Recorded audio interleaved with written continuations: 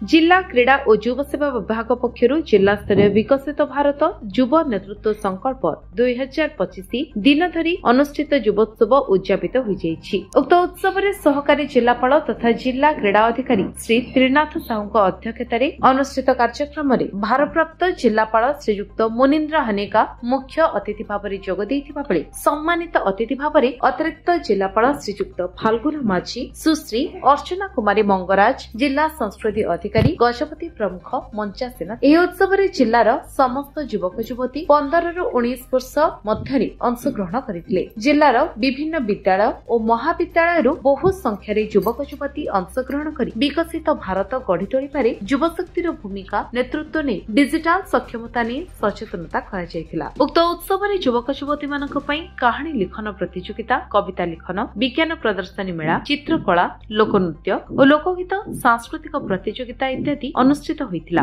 समस्त प्रतियोगितार विजेता मानकु मुख्य अतिथि और सम्मानित अतिथि मानक द्वारा प्रमाण पत्र और पुरस्कार राशि प्रदान करा जायछि। एही युवोत्सव रे विभिन्न विद्यालयर क्रीड़ा शिक्षक शिक्षयित्री सहयोग करथिले। आया आपण परिचय सर कौन कहे आज युवोत्सव द्वितीय दिन कौन कौन कार्यक्रम रही आप कौन कहे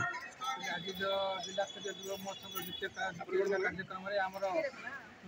लोकनृत्य और लोकगीत कार्यक्रम हम प्राय 200 प्राय पार्टिसिपेंट भाग कर भाग ने बर्तमान पार्टिसिपेंट चली एक्चुअली नृत्य और गीत प्रतियोगितार मेन उद्देश्य हूँ आमर जो 15 ରୁ 29 वर्ष भितर जो युवक अच्छा अंतर्निहित जो कला अच्छी नृत्य संस्कृति अच्छी लोकनृत्य को आणिक भारत विकास करने सहाय कर मुख्य उद्देश्य ओडिशा सरकार क्रीड़ा सेवा जिला संस्कृति अधिकारी अर्चना कुमारी मंगल। हाँ मैडम कौन कहे जो युव उत्सव आज द्वितीय दिन में पहुंची कौन कौन इवेंट रही आप कौन कहे राज्य सरकार केंद्र सरकार मिलित आनुकूल्य युव उत्सव सब जिले में पालन कर मुख्यतः 7टा इवेंट अच्छी काली 5टा इवेंट